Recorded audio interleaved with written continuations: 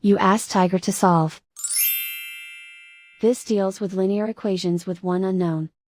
The final result is z equals -5. Let's solve it step by step. Simplify the expression. Expand the parentheses. Simplify the arithmetic.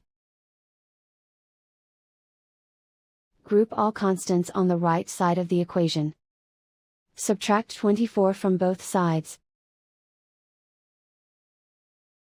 Simplify the arithmetic.